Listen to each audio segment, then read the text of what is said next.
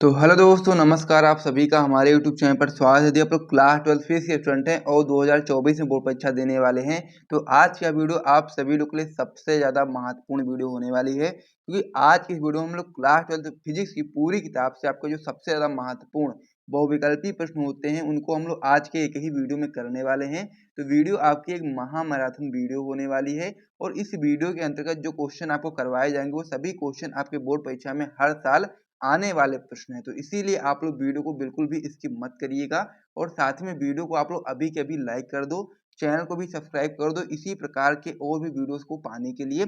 और साथ ही में इस प्रकार से सारी चीज़ों को बनाने में करने में काफ़ी ज़्यादा समय लगता है, मेहनत लगती है। तो मैं आपसे बस इतना उम्मीद रखता हूँ कि आप लोग वीडियो को लाइक करोगे, चैनल को सब्सक्राइब करोगे और साथ ही में अपने दोस्तों के साथ शेयर करोगे।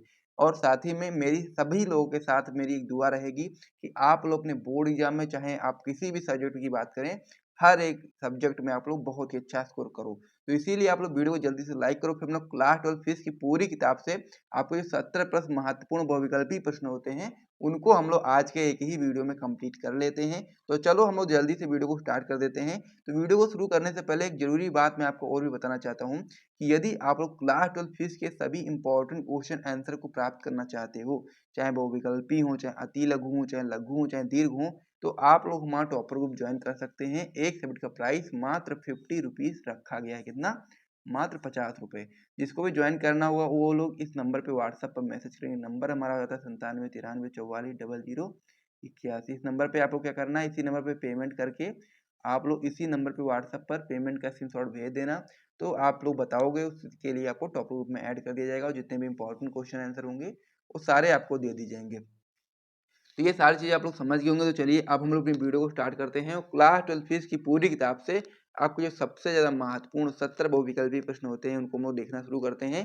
सारे प्रश्न हम लोग आज के एक ही वीडियो में कंप्लीट करने वाले हैं। वेरी इंपॉर्टेंट क्वेश्चन यहाँ सारे हैं आपके, जो 2010 से लगातार आपके 2023 बोर्ड परीक्षा तक आ रहे हैं। उन्हीं प्रश्नों को हम लोग यहाँ पर करने वाले हैं। तो चलिए अब हम लोग अपनी वीडियो को स्टार्ट करते हैं और क्लास 12 फिजिक्स के जो मोस्ट इंपॉर्टेंट बहुविकल्पी प्रश्न हैं उनको आइए हम लोग देखना शुरू कर देते हैं। तो आप लोग वीडियो को जल्दी से लाइक करो, चैनल को सब्सक्राइब करो और साथ ही में हर एक क्वेश्चन का आंसर आप लोगों को कमेंट बॉक्स में कमेंट करके बताना है, तभी आपकी तैयारी बेहतर तरीके से हो पाएगी। तो ये चीज़ आपको बिल्कुल भी मतलब ध्यान रखना है ये चीज़ कि आपको सभी प्रश्न का आंसर कमेंट बॉक्स में कमेंट करके बताना है। तो चलो वीडियो को स्टार्ट करते हैं और सभी चीज़ें आप लोग समझ ही गए होंगे। तो चलो वीडियो को शुरू करते हैं। इस पेज को मैं हटाता हूँ और बहुविकल्पी प्रश्नों को शुरू कर हमारा जो देते हैं। पहला प्रश्न है वो आपका हो जाता है कि वैद्युत क्षेत्र की तीव्रता का मात्रक है। अब ये क्वेश्चन आपकी बोर्ड परीक्षा के लिए बहुत ही ज़्यादा महत्वपूर्ण है और ये आपके हर साल बोर्ड परीक्षा में आता है। यानी कि कहने का मतलब ये है कि ऑलरेडी आपके बोर्ड परीक्षा में 7 बार पूछा जा चुका है और इस साल भी इसकी बहुत ज़्यादा संभावना है पूछे जाने की। तो चलिए हम लोग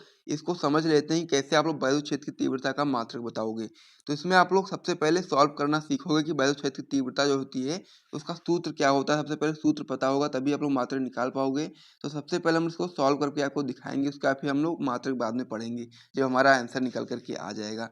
तो ई बराबर क्या होता है? आपका यहाँ पर आप लोग पता होगा कि ई बराबर आपका होता है एफ अपान में क्यू नॉट। इस प्रकार से आपका हो जाता है पहला फॉर्मूला। इसके 2 फॉर्मूले होते हैं, तो सबसे पहले हम लोग पहले फॉर्मूले से निकाल लेते हैं। तो यहाँ से आपका क्या हो जाएगा, एफ यानी कि बल का जो मात्रक हो जाएगा आपका हो जाएगा न्यूटन और जो आपका क्यू है यानी कि आवेश का मात्रक हो जाएगा कूलाम। तो ये आपका पहले फॉर्मूले से मैंने आपको पहला मात्रक यहाँ पर दिखा दिया ई का। तो यहाँ पर आप लोग ध्यान दोगे तो यहाँ पर आपको कहीं पर न्यूटन अपान कूलाम लिखा दिख रहा है। तो यहाँ पर आप देखोगे तो पहला ऑप्शन ही आपका जो दिया गया है वही आपका न्यूटन अपान में कूलाम है।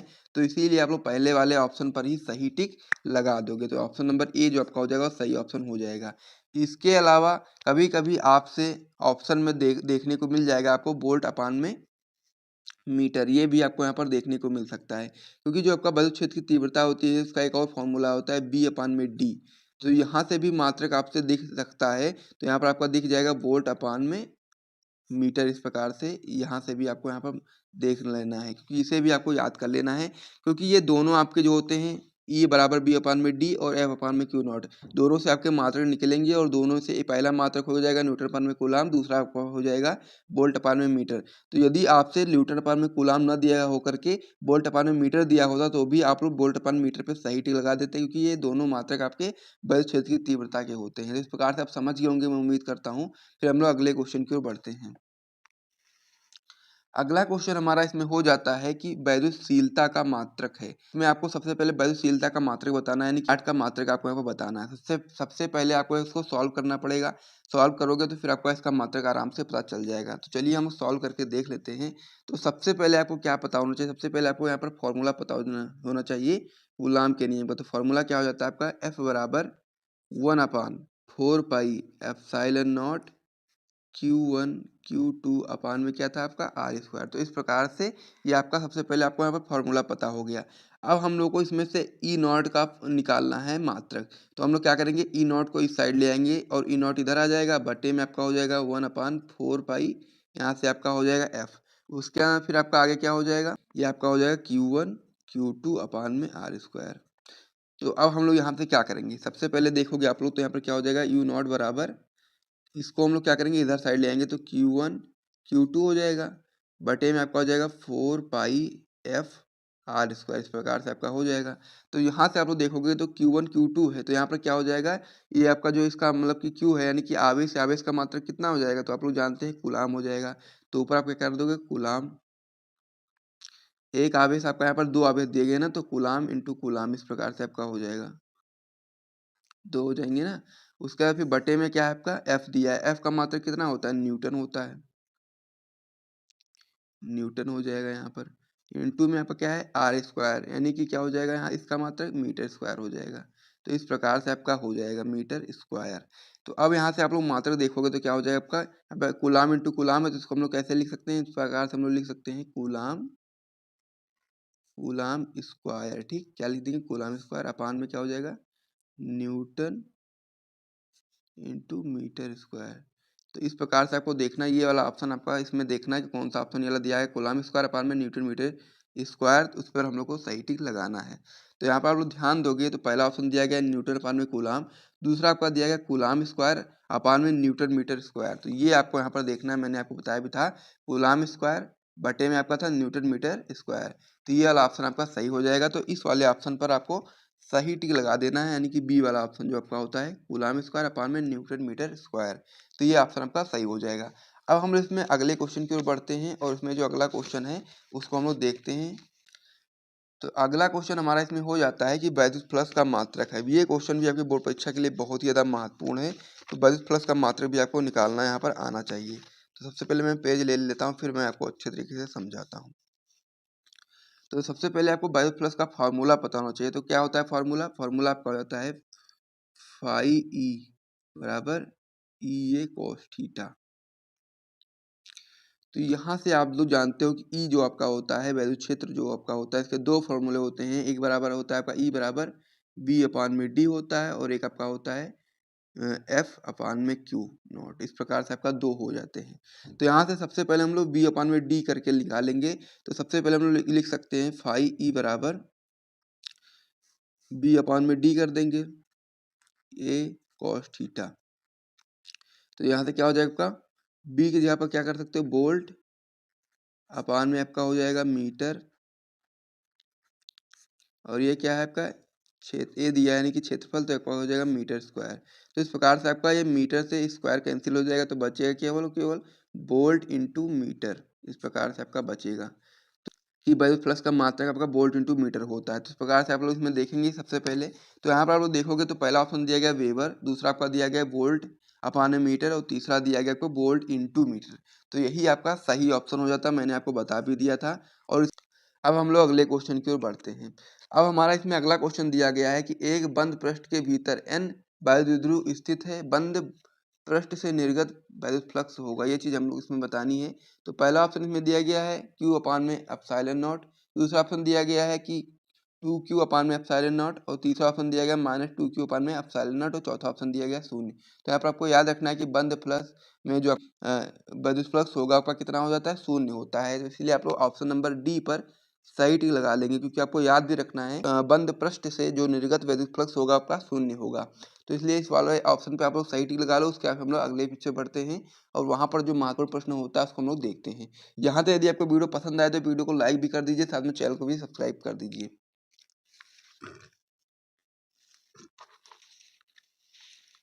अब हमारा इसमें अगला क्वेश्चन हो जाता है कि किसी कुचालक माध्यम का परावैद्युतांक k है, तो हम लोग को बताना है कि किसी कुचालक माध्यम का परावैद्युतांक k कितना हो सकता है। पहला ऑप्शन दिया गया 6, दूसरा ऑप्शन इसमें आपका दिया गया है -3 और चौथा ऑप्शन में दिया गया 0 और पांचवा ऑप्शन इसमें दिया गया 0.7। तो इसमें आपको पता होना चाहिए कोई कुचालक माध्यम होता है k का जो मान होता है वो आपका 1 हो सकता है और 1 से अधिक हो सकता है, 1 से कम नहीं हो सकता है। ठीक है, k का मान कितना हो सकता है, या तो 1 होगा या तो 1 से अधिक होगा, लेकिन 1 से कम नहीं होगा। तो यहाँ पर k का मान 1 हो सकता है, 2 हो सकता है, 3 हो सकता है, 4 हो सकता है, लेकिन 1 से कम नहीं हो सकता है। तो यहाँ पर आप लोग देखोगे बी वाले ऑप्शन में -3 दिया गया, तो ये तो नहीं हो पाएगा। सी वाले ऑप्शन में आपका दिया गया 0, यानी कि 1 से कम, ये भी नहीं हो पाएगा। और डी वाला ऑप्शन दिया गया 0.7, ये भी आपका 1 से कम है, ये भी नहीं हो पाएगा। तो इसमें आप लोग देखोगे तो ऑप्शन नंबर जो आपका ए है वो आपका 6 दिया गया है, यानी कि ये आपका 1 से अधिक है। तो इसमें आप लोग बता सकते हो कि ये आपका सही ऑप्शन हो जाएगा, क्योंकि कुचालक माध्यम क्या है, के का जो वो या तो 1 होगा या तो फिर 1 से अधिक होगा, 1 से कम नहीं होगा। तो ये चीज़ आपको यहाँ पर याद रखनी है। फिर हम लोग अगले क्वेश्चन की ओर बढ़ते हैं। अगला क्वेश्चन हमारा इसमें हो जाता है कि एक इलेक्ट्रॉन वैद्युत क्षेत्र में क्षेत्र के अभिलंबवत प्रवेश करता है, इलेक्ट्रॉन का गमन पथ होगा। तो हम लोग को ये चीज़ बताना है कि जब एक इलेक्ट्रॉन वैद्युत क्षेत्र में क्षेत्र के अभिलंबवत प्रवेश करता है तो इलेक्ट्रॉन का गमन पथ होगा। पहला ऑप्शन दिया गया वृत्ताकार, दूसरा ऑप्शन दिया गया इसमें का परवलयाकार और तीसरा ऑप्शन दिया गया दीर्घवृत्ताकार और चौथा ऑप्शन दिया गया कुंडली के आकार का। तो इसमें आपका जो ऑप्शन नंबर बी हो जाता है परवलयाकार, यही आपका सही ऑप्शन हो जाता है। इस पर भी आप लोग सही टिक लगा लो। उसके बाद हम लोग अगले क्वेश्चन की ओर बढ़ते हैं। अगला क्वेश्चन हमारा इसमें हो जाता है कि 8 कूलाम ऋण आवेश में उपस्थित इलेक्ट्रॉन की संख्या है। तो हम लोग उसमें इलेक्ट्रॉन की संख्या बतानी है कि कितना है। 8 कूलाम ऋण आवेश में उपस्थित इलेक्ट्रॉन की संख्या हम लोग को बतानी है। तो इसको हम सॉल्व करके बता देंगे आपको, तो फिर आप लोग अच्छे से समझ जाओगे। तो सॉल्व करते हैं, आइए। तो यहाँ पर आपको सबसे पहले जो आपका फॉर्मूला होता है वो आपको बताना चाहिए। तो फॉर्मूला आपका होता है Q बराबर N इंटू ई। Q आपका होता है आवेश, N आपका होता है इलेक्ट्रॉनों की संख्या और E आपका होता है इलेक्ट्रॉनों पर आवेश। ठीक है, ये चीज़ आपको पता रखना है कि Q आपका होता है आवेश, N होता है आपका इलेक्ट्रॉनों की संख्या और E आपका होता है इलेक्ट्रॉनों पर आवेश।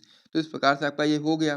तो आपको यहाँ से निकालना क्या है, हम लोग को इलेक्ट्रॉनों की संख्या निकालनी है, यानी कि N का मान निकालना। तो आप लोग N इधर साइड ले आओगे तो N बराबर क्या हो जाएगा, Q, इसको हम लोग इसके बटे में भेज देंगे तो Q अपान में E हो जाएगा। इस प्रकार से आपका हो गया। तो यहाँ पर आप लोग ध्यान दोगे कि जो आपका Q होता है, Q का मान हम लोग को पहले से दिया गया। तो Q का मान कितना दिया गया, 8 कूलाम ऋण आवेश। तो यहाँ पर आप लोग लिख सकते हो कि 8, Q का मान आप लोग 8 लिख सकते हो। अब E का मान आपको पता होना चाहिए कि E का मान कितना होता है। तो इलेक्ट्रॉन पर जो आवेश होता है वो आपका 1.6 गुणे 10 की घात -19 कूलाम होता है। ये चीज़ आपको यहाँ पे याद रखना है। तो E का मान आप लोग यहाँ से ये चीज़ लिख दोगे, 1.6 गुणे 10 की घात -19 कूलाम। ठीक है, फिर आप लोग क्या करोगे, दशमलव हटाओगे, ऊपर 0 बढ़ जाएगा तो क्या हो जाएगा 80। तो 16 पंचे 80, यहाँ पे 5 आ गया। फिर नीचे क्या बचा, बटे में आपका इस प्रकार से हो गया 5 बटे में आपका 10 की घात -19 है।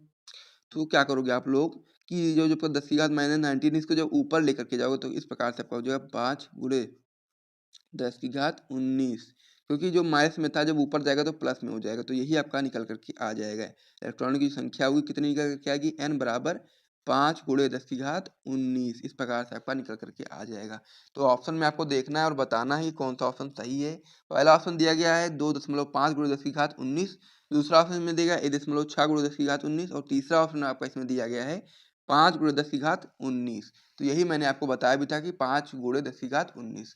तो यही आपका सही ऑप्शन हो जाएगा कि 8 कूलाम ऋण आवेश में उपस्थित इलेक्ट्रॉनों की संख्या होगी वो 5 गुणे 10 की घात 19 हो जाएगी। तो इस प्रकार से ये वाला भी ऑप्शन आपका सही टिक आपको पता चल गया है, तो इस पर भी आप लोग सही टिक लगा लो। उसके बाद होने वाला है वो आपका होने वाला है कि वैद्युत विभव का मात्रक है। ये आपका बहुत ही महत्वपूर्ण क्वेश्चन है, तो इसीलिए आपको यहाँ पर इम्पोर्टेंट का टिक लगा देना है। तो सबसे पहले क्वेश्चन हमसे पूछा गया कि वैद्युत विभव का मात्रक हम लोग को बताना है। तो यहाँ पर सबसे पहले आपको ये चीज़ पता होनी चाहिए मात्रक निकालने के लिए कि वैद्युत विभव का सूत्र क्या होता है।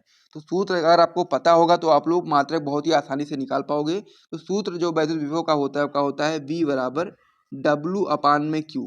अब यहाँ पर जो W है ये आपका कार्य है, यानी कि वर्क है, तो इसको आप लोग बता सकते हो कि यह कार्य है। और जो आपका Q है यानी कि आपका आवेश है। ठीक है, इस प्रकार से आपका होता है।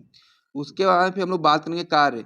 ठीक है, तो कार्य के लिए हम लोग जूल का प्रयोग करेंगे। तो यहाँ पर आप बता सकते हो जूल, और बटे में आपका आवेश है तो आवेश की जगह पर हम लोग कूलाम का प्रयोग कर सकते हैं, क्योंकि कार्य का जो मात्रक होता है आपका जूल होता है और आवेश का मात्रक आपका कूलाम होता है। तो इस प्रकार से आप लोग बता सकते हो कि जो वैद्युत विभव होता है यानी कि V होता है, V का जो मात्रक होता है और आपका जूल अपान में कूलाम होता है। तो ऑप्शन में आप लोग देखो और जो भी ऑप्शन सही हो उस पर आपको सही टिक लगा दो।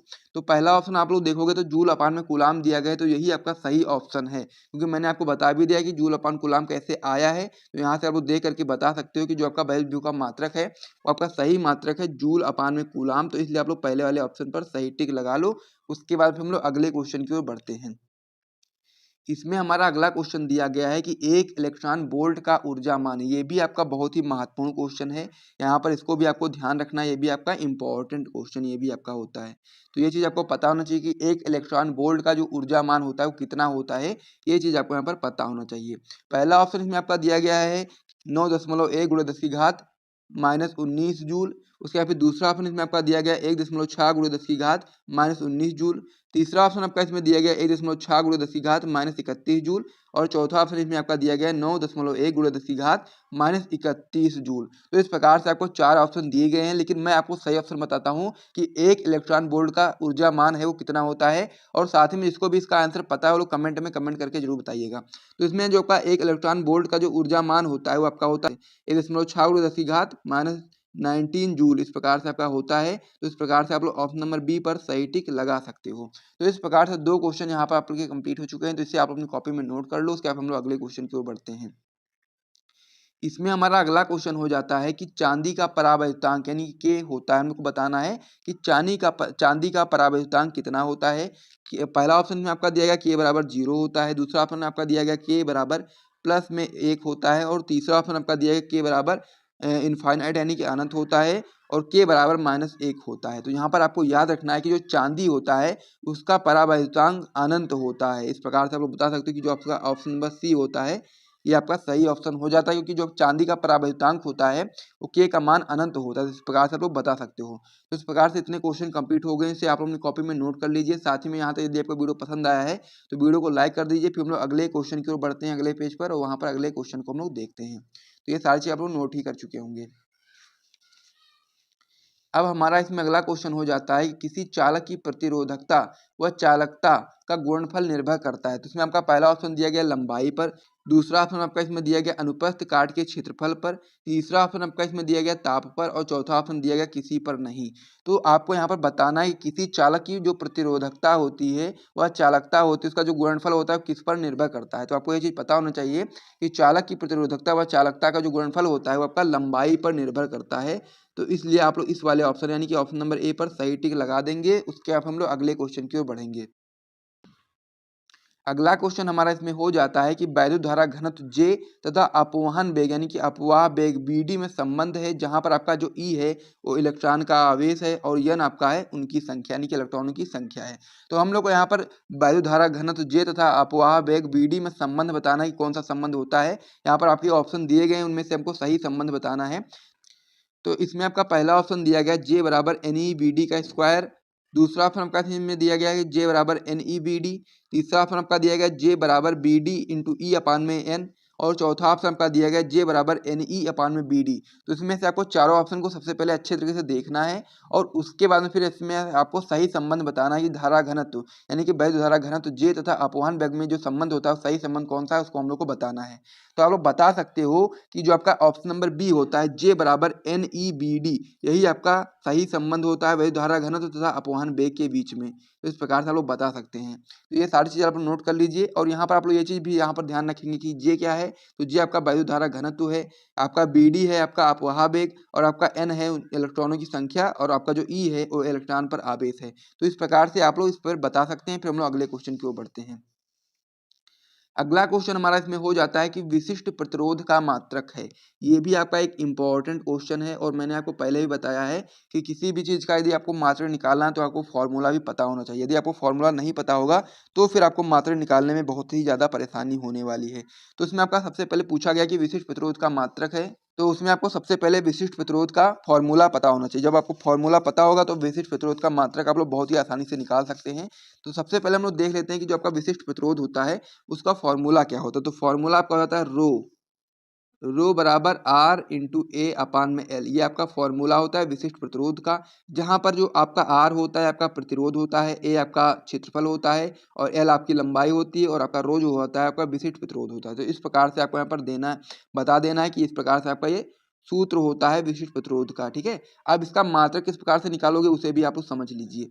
तो यहाँ पर आप बता सकते हैं रो बराबर आप लोग आर का मात्रक यानी कि जो प्रतिरोध होता है उसका मात्रक होता है ओम, इस प्रकार से आप लोग बता सकते हो। इनटू में क्या दिया गया आपका ए यानी कि क्षेत्रफल, क्षेत्रफल का मात्रक होता है मीटर स्क्वायर, इस प्रकार से आपको यहाँ पर पता होना चाहिए। फिर बटे में आपका दिया गया लंबाई, तो लंबाई का मात्रक आपका मीटर होता है। तो यहाँ से आपका स्क्वायर से मीटर कैंसिल हो गया, तो फिर क्या बचा रो बराबर ओम इंटू मीटर। तो यही आपका मात्रक निकल करके आ जाता है विशिष्ट प्रतिरोध का। तो आपको ऑप्शन में देखना है और जहां पर भी आपको ओम इंटू मीटर दिखाई दे उस पर आपको सही ऑप्शन पर सही टिक लगा देना है।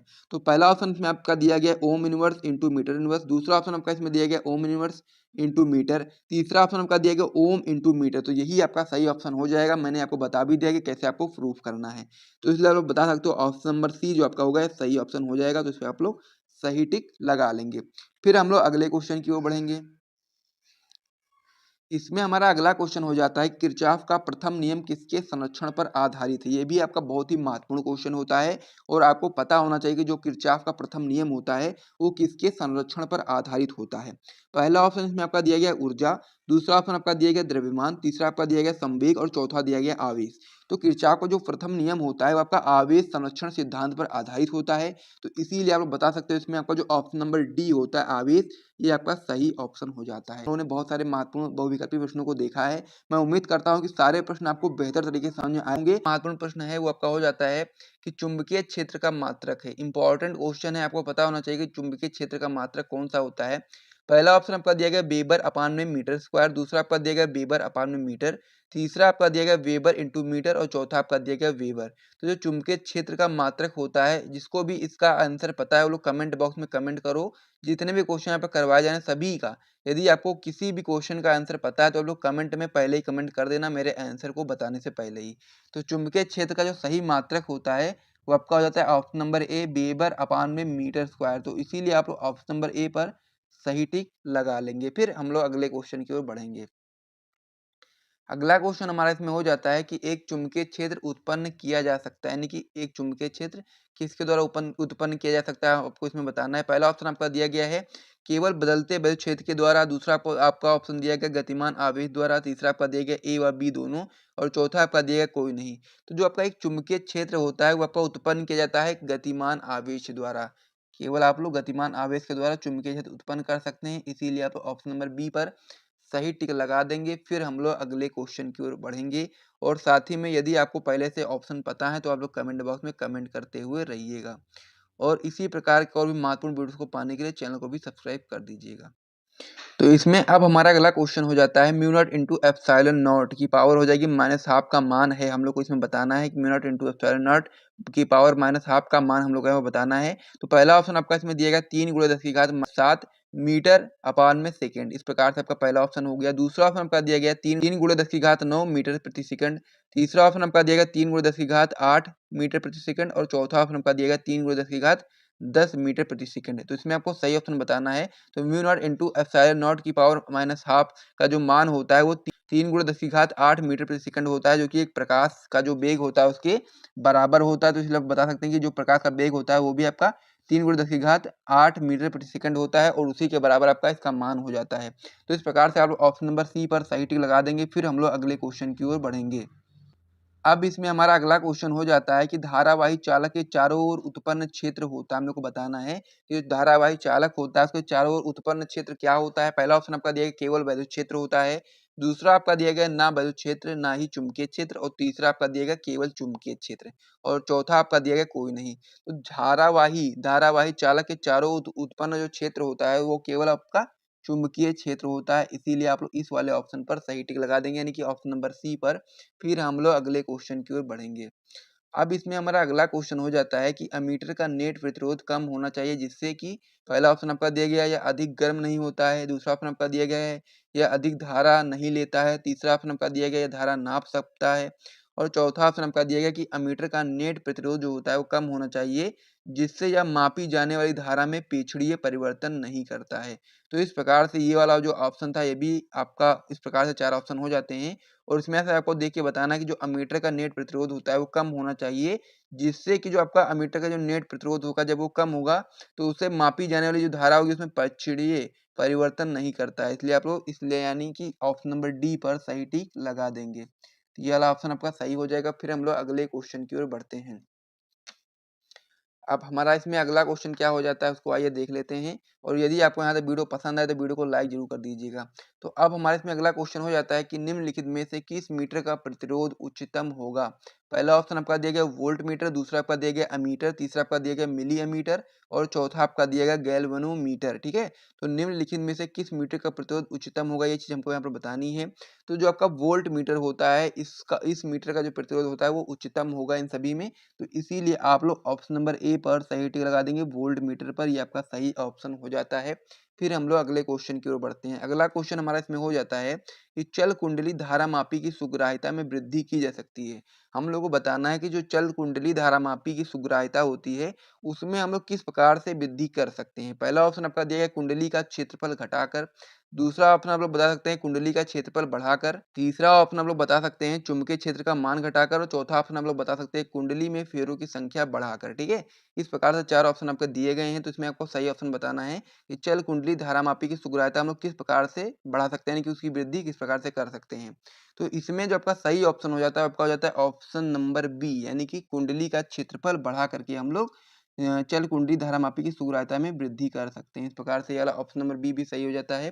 फिर हम लोग अगले क्वेश्चन की ओर बढ़ते हैं। अगला क्वेश्चन हमारा इसमें हो जाता है कि यदि किसी ए क्षेत्रफल वाली कुंडली में धारा I बह रही है और फेरों की संख्या n है, तब कुंडली का चुंबकीय आघूर्ण m होगा। हम लोग को इसमें बताना है कि यदि किसी ए क्षेत्रफल वाली कुंडली में I धारा बह रही हो तो और फेरों की संख्या n हो तब कुंडली का जो चुंबकीय आघूर्ण m होगा वो कैसा होगा, ये हम लोग को बताना है, इसका सूत्र बताना है। पहला ऑप्शन आपका इसमें दिया गया n स्क्वायर a इंटू आई, दूसरा ऑप्शन आपका दिया गया है एन आई अपान में a और तीसरा ऑप्शन आपका दिया गया एन आई ए इस प्रकार से और चौथा ऑप्शन आपका दिया गया एन आई अपान में अंडर रूट ए। तो जो आपका यदि किसी क्षेत्रफल ए क्षेत्रफल वाली कुंडली में धारा I बह रही है और फेरों की संख्या n है, तब जो कुंडली का जो कह सकते हैं चुंबकीय आघूर्ण m होगा वो बराबर होगा m बराबर n इंटू आई इंटू ए, यानी कि ऑप्शन नंबर सी ये आपका सही ऑप्शन हो जाएगा। तो इस पर आप लोग सही टिक लगा लीजिए। फिर हम लोग अगले क्वेश्चन की ओर बढ़ते हैं। इसमें हमारा अगला क्वेश्चन हो जाता है कि अनुचुंबकीय पदार्थों की चुंबकशीलता का मान होता है। पहला ऑप्शन आपका दिया गया है 0, दूसरा ऑप्शन आपका दिया गया है 1, तीसरा ऑप्शन आपका दिया गया है 1 से कम और चौथा ऑप्शन आपका दिया गया है 1 से अधिक। ठीक है, तो आपको यहाँ पर याद रखना है कि जो अनुचुंबकीय पदार्थ होते हैं इसकी जो चुंबकशीलता का जो मान होता है वह आपका एक, पहली बात तो धनात्मक होगा प्लस में 1 से अधिक होगा। तो इसीलिए आप लोग क्या करेंगे ऑप्शन नंबर डी पर सही टिक लगा देंगे। फिर हम लोग अगले क्वेश्चन की ओर बढ़ेंगे। अगला क्वेश्चन हमारा इसमें हो जाता है हेनरी अपान मीटर मात्रक है। तो हम लोग को बताना है कि हेनरी अपान मीटर किसका मात्रक है, ये चीज हमको इसमें बतानी है। तो पहला ऑप्शन आपका इसमें दिया गया है वैद्युतशीलता का, दूसरा ऑप्शन आपका दिया गया परावैद्युतांक का, तीसरा ऑप्शन आपका दिया गया है स्वाप्रेरकत्व का और चौथा ऑप्शन आपका दिया गया है यहाँ पर चुंबकशीलता का। तो इसमें जो आपका सही ऑप्शन हो जाएगा वो आपका ऑप्शन नंबर हो जाएगा डी, यानी कि चुंबकशीलता का। तो हेनरी अपान में मीटर जो मात्रक होता है आपका चुंबकशीलता का मात्रक होता है, इसीलिए आप लोग ऑप्शन नंबर डी पर सही टिक लगा देंगे। और तो इसमें हमारा क्वेश्चन हो जाता है कि लेंज का नियम किसके संरक्षण नियम अनुरूप उत्पन्न होता है। वेरी इंपॉर्टेंट क्वेश्चन है। पहला ऑप्शन इसमें आपका दिया गया ऊर्जा, दूसरा आपका दिया गया संवेग, तीसरा आपका दिया गया आवेश और चौथा आपका दिया गया द्रव्यमान। तो जो लेंज का नियम होता है वो आपका ऊर्जा संरक्षण नियम अनुरूप उत्पन्न होता है। तो इसीलिए आप लोग ऑप्शन नंबर ए पर सही टिक लगा देंगे, क्योंकि जो आपका लेंज का नियम होता है वो आपका ऊर्जा संरक्षण नियम के अनुरूप ही उत्पन्न होता है। तो इस प्रकार से आपका ये पहला जो क्वेश्चन था इसका आंसर आपको पता चल गया। अब हम लोग अगले क्वेश्चन की ओर बढ़ते हैं। आपका इसमें अगला क्वेश्चन हो जाता है कि प्रेरित वैद्युत धारा की दिशा का पता चलता है। ये भी आपका इंपॉर्टेंट क्वेश्चन है। तो किसके नियम के द्वारा हम लोग को प्रेरित वैद्युत धारा की दिशा का पता चलता है वो हम लोग को यहाँ बताना है। पहला ऑप्शन आपका इसमें दिया गया है बायो-सेवर्ट के नियम द्वारा, दूसरा आपका दिया गया लेंज के नियम द्वारा, तीसरा आपका दिया गया एम्पियर के नियम द्वारा और चौथा आपका दिया गया फ्लेमिंग के बाएं हाथ के नियम द्वारा। तो जो प्रेरित वैद्युत धारा की जो दिशा होती है उसका जो पता चलता है वो आपका लेंज के नियम द्वारा पता चलता है। तो इसीलिए आप लोग ऑप्शन नंबर बी पर सही टिक लगा देंगे, यही आपका सही ऑप्शन हो जाता है। फिर हम लोग अगले क्वेश्चन की ओर बढ़ेंगे और साथ ही में जितने भी क्वेश्चन के आंसर आपको पहले से पता है वो सभी लोग कमेंट में कमेंट करते हुए चलिएगा, ताकि ये चीज़ पता रहे कि आपको कितने क्वेश्चन पहले से पता थे। ठीक है, ये चीज़ हम लोग यहाँ पर देखते रहेंगे। अब इसमें हमारा अगला क्वेश्चन हो जाता है कि प्रेरकत्व का मात्रक है। पहला ऑप्शन आपका दिया गया है ओम, अपॉन में आपका सेकंड हो जाएगा। दूसरा आपका दिया गया है सेकंड अपॉन में ओम हो जाएगा।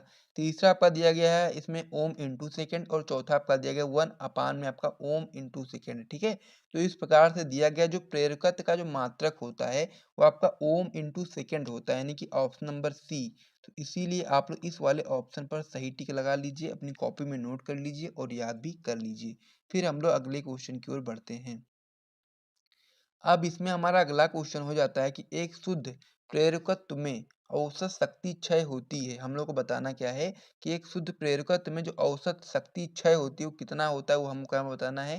पहला ऑप्शन आपका इसमें दिया गया है 0, दूसरा आपका दिया गया है 1/4 LI स्क्वायर, तीसरा आपका दिया गया है 2 LI स्क्वायर और चौथा आपका दिया गया है 1/2 LI स्क्वायर, यानी कि हाफ LI स्क्वायर, ये आपको यहाँ पर दिया गया है। तो एक शुद्ध प्रेरकत्व में जो औसत शक्ति जो क्षय होती है वो आपका होता है हाफ LI स्क्वायर, यानी कि ऑप्शन नंबर डी। तो इसलिए आप लोग इस वाले ऑप्शन पर सही टिक लगा लीजिए। फिर हम लोग अगले क्वेश्चन की ओर बढ़ते हैं। अगला जो हमारा क्वेश्चन है वो थोड़ा सा आपका न्यूमेरिकल टाइप का है, तो इसीलिए आपको इसको बिल्कुल भी मिस नहीं करना है, ध्यान से देखना है ताकि आप लोग इसको अच्छे तरीके से समझ पाओ। तो क्वेश्चन हमसे क्या कह रहा है, क्वेश्चन कह रहा है सबसे पहले क्वेश्चन को आपको ध्यान से पढ़ना है, फिर हम लोग इसको सॉल्व करके आपको अच्छे तरीके से बताएंगे, आपको समझ में आ जाएगा।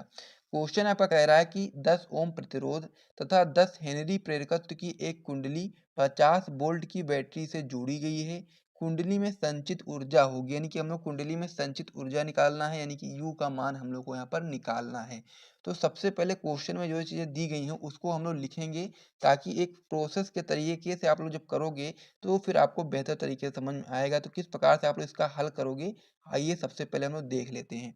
तो सबसे पहले हम लोग बात करेंगे कि इस क्वेश्चन में हम लोग को क्या क्या चीज़ें दी गई हैं। तो आप लोग इस प्रकार से लिखोगे, दिया है। ठीक है, तो सबसे पहले क्या दिया गया है इसमें, तो आप लोग यहाँ बता सकते हो कि यहाँ पर जो आपका दिया गया है 10, जो आपका L बराबर कितना दिया गया है आपका, यहाँ पर L बराबर आपका दिया गया है 10 हेनरी, यानी कि जो आपका प्रेरकत्व है वो कितना है, 10 हेनरी है। तो आप लोग सबसे पहले ये चीज़ यहाँ पर लिख दोगे। उसके बाद में फिर आप लोग इसमें बता सकते हो आगे कि आप लोग इसमें अब आप बताओगे आगे कि जहाँ पर जो आपका प्रतिरोध है, यानी कि जो R है, R का मान कितना दिया गया है, 10 ओम दिया गया है, तो ये भी आप लोग यहाँ पर बता देंगे। ठीक है, उसके आगे आपको यहाँ पर पता होना चाहिए कि जो आपका वोल्ट है, यानी कि V है, V का मान कितना दिया गया है, तो V का मान यहाँ पर 50 वोल्ट दिया गया, तो आप लोग ये चीज़ लिख दोगे 50 वोल्ट। ठीक है, इस प्रकार से सबसे पहले हम लोगों ने जो क्वेश्चन में चीज़ें दी गई थी उसको हम लोगों ने यहाँ पर लिख दिया, जिसमें आपका जो प्रेरकत्व था L बराबर आपका था 10 हेनरी, वो मैंने यहाँ पर कर दिया है। फिर हम लोगों ने यहाँ पर जो प्रतिरोध है R बराबर 10 ओम है, ये भी मैंने आपको बता दिया। फिर वोल्ट, यानी कि जो आपका यहाँ पर दिया गया है 50 वोल्ट V बराबर, तो ये भी मैंने यहाँ पर बता दिया। उसके आगे आपको यहाँ पता होना चाहिए कि धारा जो आपका होता है, धारा I बराबर आपका हो जाता है V अपान में R, ये आपका होता है, आपको सूत्र पहले से पता है। ठीक है, तो इसमें आप लोग ध्यान देंगे तो B कितना है, B आपका 50 है, तो आप लोग लिख दोगे 50 अपान में क्या दिया गया R, तो R कितना है आपका, R 10 है, तो इस प्रकार से आप लोग कर दोगे। ठीक है, तो इस प्रकार से जब आपका हो जाएगा तो जब आपका कैंसिल होगा तो क्या हो जाएगा, 5 निकल करके यहाँ से आ जाएगा। तो इस प्रकार से जब आपका यहाँ पर 5 एम्पियर निकल करके आ जाएगा, ठीक है, एम्पियर इस प्रकार से निकल करके आ गया। अब हम लोग क्या करेंगे, इसमें जो आपका कुंडली में जो संचित ऊर्जा होगी उसका फॉर्मूला लगाएंगे, संचित ऊर्जा। इस प्रकार से कुंडली में संचित ऊर्जा का हम लोग फॉर्मूला निकालेंगे, तो हो जाएगा कुंडली में संचित ऊर्जा U बराबर, फॉर्मूला आपको पहले से पता होना चाहिए, 1/2 LI स्क्वायर, ये आपका होता है कुंडली में संचित ऊर्जा का फॉर्मूला। U बराबर हाफ LI स्क्वायर, यही आपका फॉर्मूला होता है। तो इसमें अब हम लोग को इसमें से चीज़ों को देखना है और यहाँ पर लिख देना है। तो सबसे पहले आप लोग U लिखोगे, प्लस में आपका हाफ, इस प्रकार से आपका हो जाएगा। फिर आपका जो एल है, एल का मान कितना दिया गया, तो 10 दिया गया, तो ये चीज़ आप यहाँ पर कर दोगे इंटू में, इस प्रकार से। फिर इंटू लगाओगे, फिर आपका यहाँ पर आई का मान लिख देना, तो आई का मान मैंने कितना बताया था आपको, 5, तो यहाँ पर 5 कर दोगे। फिर यहाँ पर स्क्वायर लगा है, तो आप लोग क्या कर दोगे, स्क्वायर लगा दोगे, इस प्रकार से आपका स्क्वायर लग गया, ठीक। उसके बाद में फिर आपको यहाँ पर आगे क्या करना है, अब आपको इसमें सॉल्व कर देना है, फिर आपको पूरा पूरा यहाँ पर पता चल जाएगा। तो 5 को जब आप लोग स्क्वायर करेंगे तो कितना आ जाएगा, 25 आ जाएगा ना। तो यू बराबर क्या हो जाएगा, हाफ इंटू 10 इंटू 25, इस प्रकार से आपका हो गया, ठीक है। उसके बाद फिर अब आपको यहाँ पर क्या करना है, काट देना है, 2 पंचे 10, इस प्रकार से आपका हो गया। तो 5 का जब हम लोग 5 25 से गुणा करेंगे तो यहाँ से आपका 125 उसका फिर में दिख नहीं रहा था, तो u बराबर आपका हो जाएगा हाफ इंटू आपका हो जाएगा 10 इंटू आपका 25 हो गया था। उसके यहाँ फिर हम लोग क्या कर रहे थे, हम लोगों ने यहाँ से 2 से 10 को कैंसिल किया था, वहाँ पर 5 आ गया, तो 5 के जब हम लोग 25 से गुणा करेंगे तो यहाँ पर 125 आपका निकल करके आ जाएगा, जो कि आपका होगा 125 जूल। यानी कि u बराबर ऊर्जा कितनी निकल करके आ गई, कुंडली में संचित ऊर्जा 125 जूल। तो इस प्रकार से इसका आंसर निकल करके आ गया 125 जूल। ऑप्शन में आपको देखना है और जहाँ पर भी आपको 125 जूल दिखाई दे वहीं पर आपको सही टिक लगा देना है। तो यहाँ पर आप लोग ध्यान देंगे तो जो आपका पहला वाला ऑप्शन दिया गया यही आपका 125 जूल है, तो इसलिए आप लोग पहला वाले ऑप्शन पर ही सही टिक लगा देंगे। तो इस प्रकार से इस वाले जो कह सकते हैं पेज पर हम लोगों ने बहुत सारे महत्वपूर्ण प्रश्नों को किया, तो इसे आप लोग सबसे पहले अपनी कॉपी में नोट कर लीजिए, फिर हम लोग अगले पेज पे बढ़ेंगे और भी महत्वपूर्ण प्रश्नों को देखेंगे। तो मैं उम्मीद करता हूँ कि आप लोगों ने सारे प्रश्नों को अपनी कॉपी में नोट कर लिया होगा। तो चलिए अब हम लोग अगले पेज पर बढ़ते हैं और भी महत्वपूर्ण प्रश्नों को देखते हैं। तो अब हमारा इसमें अगला जो आपका पेज था वो इस प्रकार से आ गया है। अब हम लोग को इसमें देखना है सारे प्रश्नों को, जो भी प्रश्न अब बचे हुए हैं इस वीडियो में उसको अब हम लोग इसमें करने वाले हैं। तो सबसे पहला इसमें जो आपका क्वेश्चन दिया गया है वो कौन सा दिया गया है, सबसे पहले आप लोग उस पर ध्यान दोगे। तो पहला आपका इसमें क्वेश्चन दिया गया है कि 1 अमीटर का प्रत्यावर्ती धारा परिपथ में पाठ्यांक 4 एम्पियर है, परिपथ में धारा का शिखर यानी कि अधिकतम मान कितना है वो हम लोग को यहाँ बताना है। तो सबसे पहले आप लोग उसको समझोगे क्वेश्चन को, उसके बाद फिर आप लोग उसको बताओगे। तो सबसे पहले आपको यहाँ पर सूत्र पता होना चाहिए, सूत्र क्या होता है। तो सूत्र जो आपका होता है वो आपका हो जाता है इस प्रकार से, सूत्र आपका हो जाता है I0 I0 बराबर आपका हो जाता है IRMS, इस प्रकार से आपका हो जाता है, ठीक है, √2, इस प्रकार से आपका सूत्र होता है। तो यहाँ पर हम लोग को बताना क्या था कि हम लोग को बताना था कि 1 मीटर का प्रत्यावर्ती धारा परिपथ में पाठ्यांक 4 एम्पियर है, ठीक है, ये चीज़ हमको यहाँ बताना था। और परिपथ में धारा का शिखर मान अधिकतम कितना है वो हमको बताना है। तो ये आपका हो जाएगा I0 हो जाएगा क्या, आई, यहाँ पर जो IRMS है इसकी जगह हम लोग क्या लिख देंगे, 4 लिख देंगे, तो 4 आप लोग इस प्रकार से कर दोगे, फिर √2 हो जाएगा। तो यही आपका निकल करके आ जाएगा परिपथ में धारा का शिखर मान। तो इसको आप लोग देखोगे तो जिसमें जो आपका पहला ऑप्शन दिया गया वही आपका सही ऑप्शन हो जाता है। तो इसलिए आप लोग पहले वाले ऑप्शन पर सही टिक लगा देंगे। फिर हम लोग अगले क्वेश्चन की ओर बढ़ेंगे, तो इसे आप लोग कॉपी में नोट कर लीजिए, फिर हम लोग अगले क्वेश्चन की ओर बढ़ते हैं। अब इसमें हमारा अगला क्वेश्चन दिया गया है कि किसी एलसीआर श्रेणी परिपथ के लिए अनुनाद की स्थिति में धारा तथा लगाई गई वोल्टता के बीच कलांतर होगा। तो हम लोग को, तो इसमें आपको सबसे पहले ऑप्शन को देखना। तो पहला ऑप्शन इसमें आपका दिया गया है पाई, दूसरा आपका दिया गया है 0, तीसरा आपका दिया गया पाई/2 और चौथा दिया गया पाई/4। तो इस प्रकार से 4 ऑप्शन आपके दिए गए हैं। तो इसमें से आपको सही ऑप्शन बताना है। तो आप लोग क्या जानते हैं, आप लोग जानते हैं कि जो अनुनाद की स्थिति होती है उसमें जो आपका मान होता है, क्या मान होता है, अनुनाद की स्थिति में आप लोग जानते हैं कि जो आपका XL होता है, क्या होता है, XL होता है बराबर आपका क्या होता है, XC के बराबर होता है, ठीक है। तो फॉर्मूला आपका क्या हो जाएगा, फॉर्मूला आपका इसी प्रकार से हो जाएगा tan फाई बराबर आपका हो जाएगा XL, फॉर्मूला आपका होता है XL माइनस XC अपान में आपका हो जाता है R, यहाँ पर आपका हो जाता है R।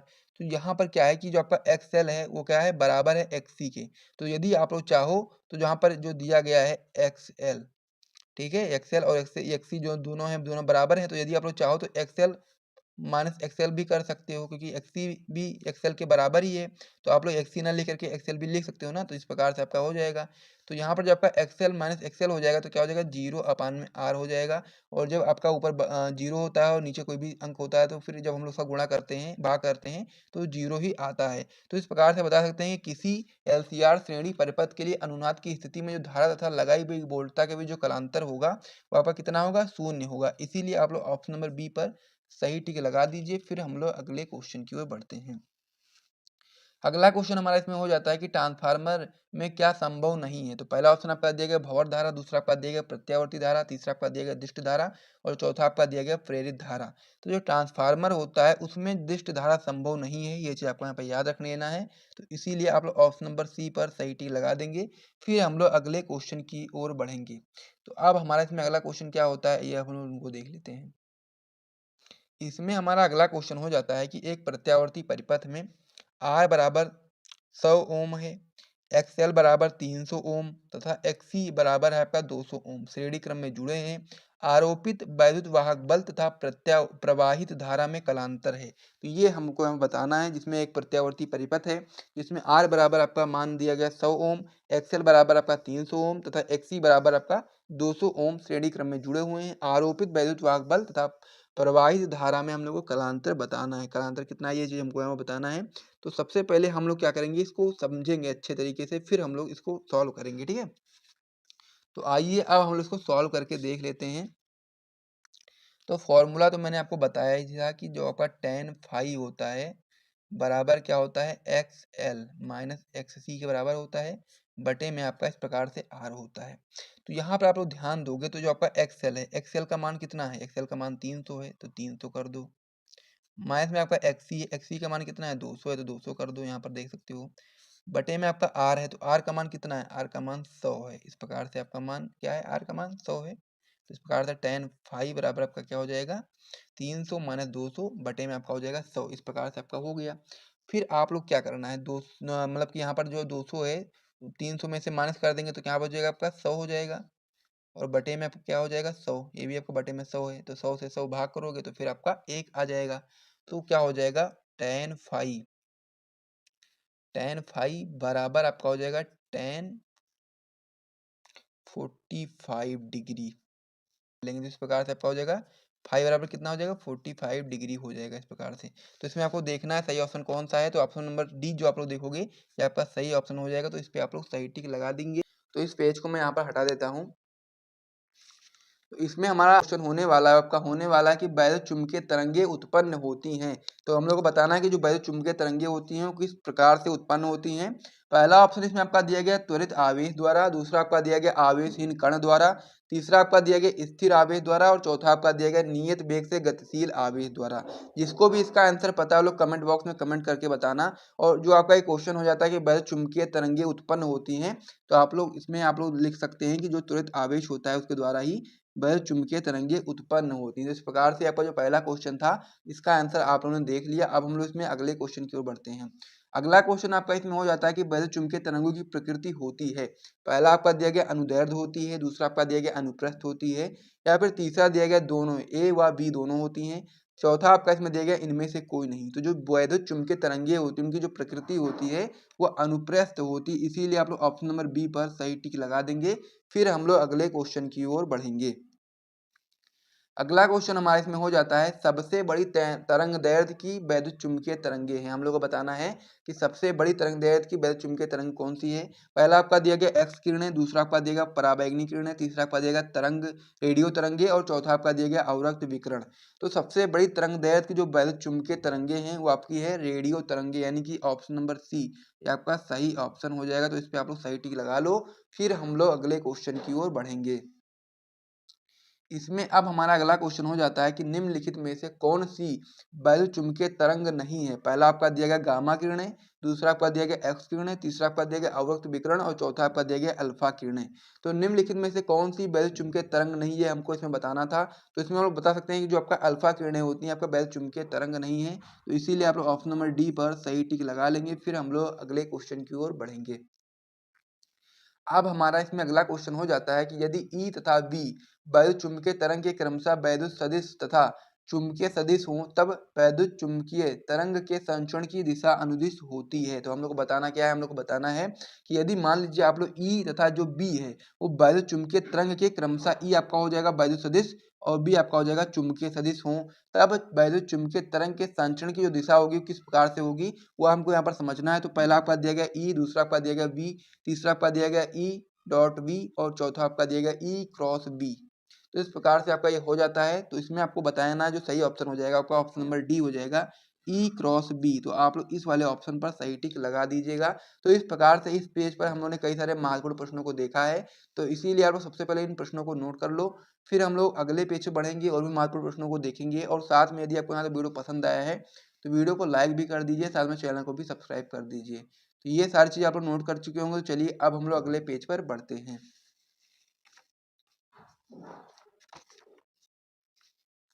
अब इसमें हमारा अगला क्वेश्चन हो जाता है कि जब एक वर्णी प्रकाश निर्वात से किसी पारदर्शी माध्यम में प्रवेश करता है तो प्रकाश का कौन सा अभिलक्षण अपरिवर्तित रहता है। तो हम लोग को इसमें क्या बताना था, हम लोग को बताना था कि जब आपका एक वर्णी प्रकाश निर्वात से किसी पारदर्शी माध्यम में प्रवेश करेगा तो प्रकाश का कौन सा अभिलक्षण अपरिवर्तित रहता है। पहला आपका दिया गया आवृत्ति, दूसरा आपका दिया गया तीव्रता, तीसरा आपका दिया गया चाल और चौथा आपका दिया गया तरंग दैर्ध्य।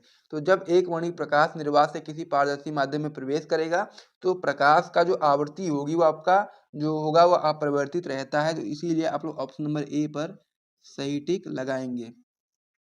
फिर हम लोग अगले क्वेश्चन की ओर बढ़ेंगे। तो अगला क्वेश्चन अब हमारा इसमें हो जाता है कि दो लेंस जिनकी क्षमताएं 5 डायोप्टर तथा -3 डायोप्टर हैं संपर्क में रखे हैं। संयुक्त लेंस की फोकस दूरी हम लोग को इसमें बताना है। तो इसको भी हम लोग बहुत ही अच्छे तरीके से समझेंगे कि किस प्रकार से, आइए हम लोग समझ लेते हैं। तो हम लोग इसमें क्या क्वेश्चन किया था, यहाँ पर दो लेंस दिए गए जिनकी क्षमताएं हैं, एक का है आपका 5 डायोप्टर और दूसरे का है आपका -3 डायोप्टर है। दोनों संपर्क में रखे हैं और संयुक्त लेंस की फोकस दूरी हम लोग को यहाँ पर बतानी है। तो सबसे पहले हम लोग इसमें देख लेंगे कि क्या क्या चीज़ें हमको यहाँ पर गिवन है, यानी कि दी हुई हैं। तो आप लोग इसमें बता सकते हैं कि दिया है P, यानी कि जो आपका यहाँ पर मान लीजिए क्या है, एक लेंस की जो क्षमता कितनी है P1, हम इसको मान लेंगे बराबर क्या हो जाएगा 5 डायोप्टर है, ठीक है। दूसरी जो आपका यहाँ पर लेंस है P2 की क्षमता कितनी है -3 डायोप्टर है, इसको हम लोग डायोप्टर इस प्रकार से लिख सकते हैं। डायोप्टर यहाँ पर भी हो जाएगा, यहाँ पर भी आपका डायोप्टर, इस प्रकार से आपका हो गया। उसके बाद में फिर हम लोग का क्या करना है, ये दोनों आपके संयुक्त हैं, रखे हैं, संपर्क में रखे हैं। संयुक्त लेंस की हमको फोकस दूरी यहाँ पर निकालना है। तो सबसे पहले हम लोग यहाँ पर क्षमता निकाल लेंगे। तो P क्या हो जाएगा, P का फॉर्मूला क्या होता है, P बराबर आपका हो जाता है P1 प्लस P2, इस प्रकार से आपका हो जाएगा। तो यहाँ पर आप लोग ध्यान दोगे P1 कितना है, P1 आपका 5 है, ठीक है, प्रकार से 5 है, प्लस में है, फिर आपका हो जाएगा -3, इसको इस प्रकार से आपका हो जाता है। तो इसको जब आप लोग प्लस करोगे, ठीक है, क्या होगा, जब ब्रैकेट हटेगा तो यहाँ पर माइनस आ जाएगा, तो फिर आपका जो हो जाएगा माइनस, तो आपका हो जाएगा 2। तो ये आपका क्या हो जाएगा 2 डायोप्टर, इस प्रकार से डायोप्टर हो जाएगा 2 डायोप्टर, यानी कि P निकल के कितना आ गया आपका 2 डायोप्टर आपका हो गया इस प्रकार से। उसके बाद में फिर हम लोग को क्या निकालना है, हम लोग को इसमें एक फोकस दूरी निकालनी है, संयुक्त फोकस दूरी। तो उसका फॉर्मूला क्या होता है उसको भी समझ लीजिए। आपका हो जाएगा P बराबर 1/f, इस प्रकार से आपका हो जाएगा। यहाँ पर आप लोग ध्यान दोगे P कितना है, P आपका 2 हो जाएगा, फिर आपका हो जाएगा बराबर 1/f, इस प्रकार से आपका हो गया। फिर आप लोग यहाँ पर ध्यान दोगे क्या हो जाएगा f, यानी कि हमको फोकस दूरी निकालनी है। तो f को हम लोग क्या करेंगे, f को हम लोग इस साइड ले आएंगे, तो f बराबर क्या हो जाएगा आपका 1/2 मीटर, ठीक है, यानी कि f बराबर क्या हो जाएगा 1/2 मीटर, यानी कि f बराबर हाफ मीटर हो जाएगा। इसका आपका हो जाएगा 50 सेंटीमीटर, ठीक है, क्योंकि 1 मीटर 100 सेंटीमीटर होता है, तो इसीलिए आप लोग आधा मीटर हो जाएगा 50 सेंटीमीटर। तो यही आपका निकल करके आ जाएगा 50 सेंटीमीटर, ठीक है। यहाँ पर आप लोग देख सकते हैं कि दो लेंस जिनकी क्षमता है 5 डायोप्टर तथा -3 डायोप्टर हैं, संपर्क में रखे हैं, तो संयुक्त लेंस की जो फोकस दूरी हो जाएगी वो कितनी हो जाएगी आपकी 50 सेंटीमीटर। इसीलिए आप लोग ऑप्शन नंबर बी पर सही टिक लगा दोगे। फिर हम लोग अगले क्वेश्चन की ओर बढ़ेंगे, और साथ में यदि आपको ये क्वेश्चन अच्छे तरीके से समझ में आया है तो आप लोग वीडियो को अभी से शेयर कर दो। अगला क्वेश्चन आपका हम इसमें हो जाता है कि उत्तल लेंस की फोकस दूरी अधिकतम है। पहले हम लोग को इसमें बताना है कि उत्तल लेंस की फोकस दूरी किसमें अधिकतम होती है। पहला आपका इसमें ऑप्शन दिया गया नीले प्रकाश के लिए, दूसरा आपका दिया गया हरे प्रकाश के लिए, तीसरा आपका दिया गया लाल प्रकाश के लिए, और या फिर चौथा दिया गया पीले प्रकाश के लिए। तो उत्तल लेंस की जो फोकस दूरी होती है आपकी अधिकतम होती है लाल प्रकाश के लिए। इसीलिए आप लोग ऑप्शन नंबर सी पर सही टिक लगा देंगे। फिर हम लोग अगले क्वेश्चन की ओर बढ़ेंगे। अगला क्वेश्चन हमारा इसमें हो जाता है कि प्रिज्म से गुजरने के पश्चात श्वेत प्रकाश के किस रंग का विचलन न्यूनतम होगा। हम लोग को क्या बताना है इसमें, हम लोग को बताना है कि प्रिज्म से गुजरने के पश्चात श्वेत प्रकाश जो होता है उसके किस रंग का विचलन जो होगा वो न्यूनतम होगा, यानी कि सबसे कम होगा। पहला ऑप्शन आपका इसमें दिया गया बैगनी, दूसरा आपका दिया गया पीला, तीसरा आपका दिया गया हरा, चौथा आपका दिया गया लाल। तो प्रिज्म से गुजरने के पश्चात जो श्वेत प्रकाश होता है उसका जो लाल रंग होगा उसका विचलन सबसे न्यूनतम होगा। इसीलिए आप लोग ऑप्शन नंबर डी पर सही टिक लगा लेंगे। तो इस प्रकार से ये वाला क्वेश्चन भी कंप्लीट हो गया है। और यहाँ से यदि आपको वीडियो पसंद आए तो वीडियो को लाइक कर दीजिए और साथ में हमारे YouTube channel dream night education channel को सब्सक्राइब कर दीजिए इसी प्रकार के और भी महत्वपूर्ण वीडियोस को पाने के लिए। आपका हो जाता है कि हाइड्रोजन परमाणु के मूल ऊर्जा स्तर में इलेक्ट्रॉन का कोणीय संवेग है, ये हमको बताना है कि हाइड्रोजन परमाणु के मूल ऊर्जा स्तर में इलेक्ट्रॉन का कोणीय संवेग कितना होता है। पहला ऑप्शन आपका इसमें दिया गया h/2 पाई, दूसरा आपका दिया गया h/पाई, तीसरा आपका दिया गया 2h/पाई और चौथा आपका दिया गया h/2 पाई h। इस प्रकार से दिया गया। तो हाइड्रोजन परमाणु के मूल ऊर्जा स्तर में इलेक्ट्रॉन का जो कोणीय संवेग होता है वो आपका हो जाता है h/2 पाई, इस प्रकार से होता है। इसीलिए आप लोग ऑप्शन नंबर ए पर सही टिक लगा लेंगे। ये आपका इंपॉर्टेंट क्वेश्चन था क्योंकि आप लोग देख भी सकते हैं कि 2010 में, 17 में, 22 में 3 बार पूछा गया है। तो इस प्रकार से इसे अपनी कॉपी में आप लोग नोट कर लीजिए। फिर हम लोग अगले क्वेश्चन की ओर बढ़ते हैं। अब इसमें जो हमारा अगला क्वेश्चन हो जाता है आपका हो जाता है कि हाइड्रोजन परमाणु की आयनन ऊर्जा का मान होता है। 2019 की बोर्ड परीक्षा में क्वेश्चन आपके आया हुआ है, तो आपको बताना है कि हाइड्रोजन परमाणु की आयनन ऊर्जा का मान कितना होता है। पहला ऑप्शन आपका इसमें दिया गया माइनस में 13.6 इलेक्ट्रॉन वोल्ट, दूसरा आपका दिया गया है 13.6 इलेक्ट्रॉन वोल्ट, तीसरा आपका दिया गया है 13.6 जूल और चौथा आपका दिया गया है 0। तो इस प्रकार से ये ऑप्शन दिए गए हैं, तो इसमें आपको सही ऑप्शन बताना है। तो हाइड्रोजन परमाणु की आयनन ऊर्जा का जो मान होता है वो आपका 13.6 इलेक्ट्रॉन वोल्ट होता है। इसीलिए आप लोग ऑप्शन नंबर बी पर सही टिक लगा देंगे। फिर हम लोग अगले क्वेश्चन की ओर बढ़ेंगे। अब इसमें हमारा जो अगला क्वेश्चन हो जाता है वो आपका हो जाता है कि परमाणु के अंदर अल्फा कण किस बल के कारण प्रकीर्णित होते हैं। हम लोग को बताना है कि परमाणु के अंदर अल्फा कण जो आपके होते हैं वो आपके किस बल के कारण प्रकीर्णित होते हैं, ये चीज हमको इसमें बताना है।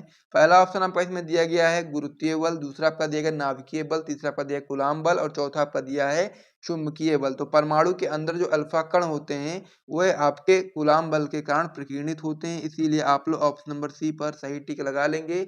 फिर हम लोग अगले क्वेश्चन की ओर बढ़ेंगे।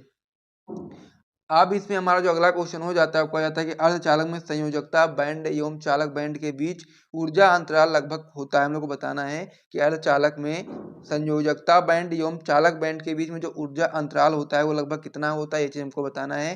2022 की बोर्ड परीक्षा में क्वेश्चन आपके आया हुआ भी है।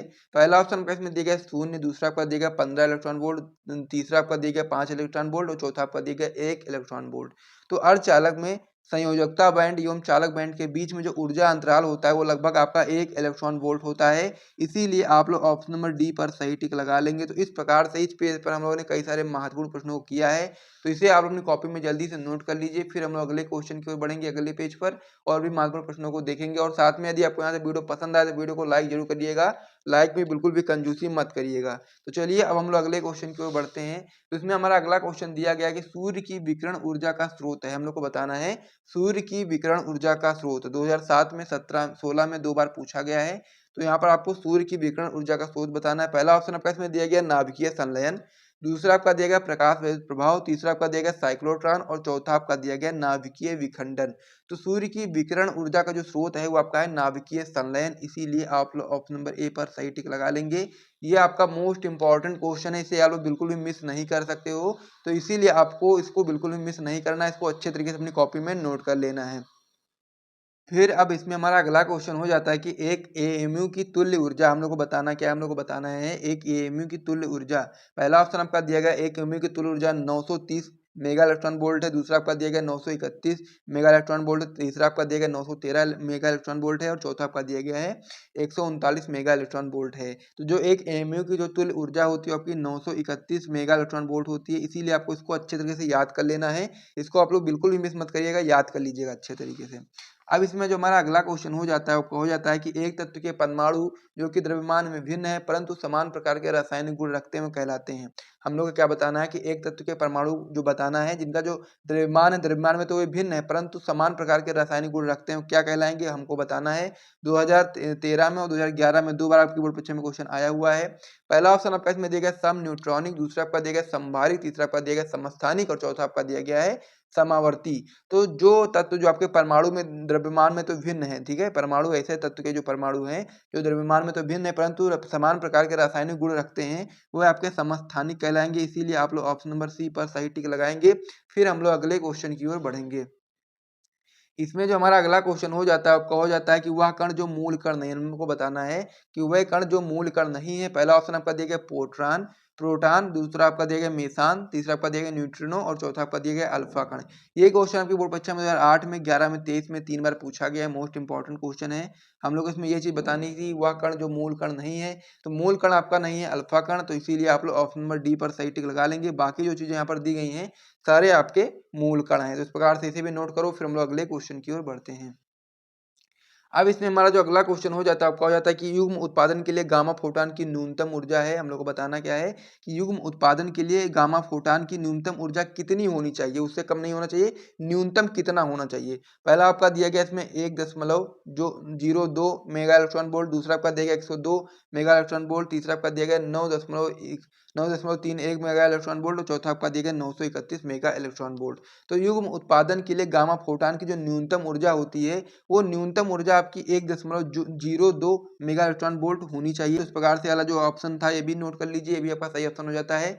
फिर हम लोग अगले पेज पे बढ़ेंगे और भी महत्वपूर्ण प्रश्नों को देखेंगे। और यदि आप लोगों ने अभी तो वीडियो को लाइक नहीं किया तो लाइक जरूर कर दीजिएगा। तो चलिए अब हम लोग अगले पेज पर बढ़ते हैं और ये प्रश्नों को देखते हैं। सभी को आप लोग नोट करते हुए चलना और कॉपी में और साथ ही में तैयार करते हुए चलना। अब इसमें जो हमारा अगला क्वेश्चन हो जाता है, आपका हो जाता है कि पी प्रकार का अर्धचालक बनाने के लिए शुद्ध जर्मेनियम में मिलाया जाने वाला अपद्रव्य होता है। हम लोग को बताना है कि जब हम लोग पी प्रकार का कह सकते हैं कि अर्धचालक बनाने के लिए शुद्ध जर्मेनियम में किस चीज को मिलाते हैं, तो पहला ऑप्शन आपका इसमें दिया गया एल्युमिनियम, दूसरा आपका दिया गया फास्फोरस, तीसरा आपका दिया गया एंटीमनी और चौथा आपका दिया गया आर्सेनिक। ठीक है, इस प्रकार से आपका हो जाता है। लाइट चली गई तो इसलिए आपको थोड़ा सा एडजस्ट कर लीजिएगा। तो पी प्रकार का अर्धचालक बनाने के लिए हम लोग शुद्ध जर्मेनियम में मिलाते हैं एल्युमिनियम, इसीलिए आप लोग ऑप्शन नंबर ए पर सही टिक लगा लेंगे। फिर हम लोग अगले क्वेश्चन की ओर बढ़ेंगे इसमें।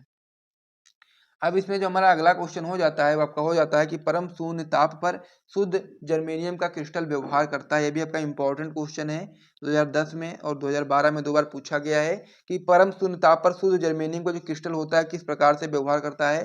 पहला ऑप्शन आपका इसमें दिया गया पूर्ण चालक की भांति, दूसरा आपका दिया गया पूर्ण अचालक की भांति, तीसरा आपका दिया गया अर्धचालक की भांति और चौथा इसमें दिया गया इनमें से कोई नहीं। तो परम शून्य ताप पर जो आपका शुद्ध जर्मेनियम क्रिस्टल होता है वह आपका व्यवहार करता है पूर्ण अचालक की भांति, इसीलिए आप लोग ऑप्शन नंबर बी पर सही टिक लगा लेंगे। फिर हम लोग अगले क्वेश्चन की ओर बढ़ेंगे। अब इसमें हमारा अगला क्वेश्चन हो जाता है कि एक पी प्रकार अर्धचालक होता है। हम लोग को बताना है कि एक पी प्रकार का अर्धचालक किस प्रकार से होता है। पहला ऑप्शन आपका दिया गया उदासीन, दूसरा आपका दिया गया ऋणावेशित, तीसरा आपका दिया गया धनावेशित और चौथा आपका दिया गया इनमें से कोई नहीं। तो एक पी प्रकार का जो अर्धचालक होता है वो आपका धनावेशित होता है, इसीलिए आप लोग ऑप्शन नंबर सी पर सही टिक लगाएंगे। ये भी क्वेश्चन कंप्लीट हो गया, इसे भी नोट करो। फिर हम लोग अगले क्वेश्चन की ओर बढ़ेंगे। अब इसमें हमारा जो अगला क्वेश्चन हो जाता है आपका हो जाता है कि एन टाइप अर्धचालक होता है। 2023 में आपकी बोर्ड परीक्षा में क्वेश्चन आया हुआ है। एन टाइप अर्धचालक कैसा होता है वो हमको बताना है। पहला ऑप्शन आपका इसमें देगा विद्युतीय उदासीन, दूसरा आपका देगा धनात्मक आवेशित, तीसरा आपका देगा ऋणात्मक आवेशित, इस प्रकार से दिए गए हैं और चौथा आपका दिया गया इनमें से कोई नहीं। तो एन टाइप जो अर्धचालक होता है वो आपका हो जाता है विद्युतीय उदासीन, इसीलिए आप लोग पहले वाले ऑप्शन पर सही टिक लगा लेंगे। क्लास 12 फिजिक्स की पूरी किताब में जितने भी महत्वपूर्ण बहुविकल्पी प्रश्न थे उसे कंप्लीट कर लिया है। यहाँ तक यदि वीडियो पसंद आए वीडियो को लाइक करिए, चैनल को भी सब्सक्राइब करिए। फिर हम लोग सीरीज को साथ में वीडियो को समाप्त करेंगे। मिलेंगे नेक्स्ट वीडियो में, तब तक के लिए जय हिंद।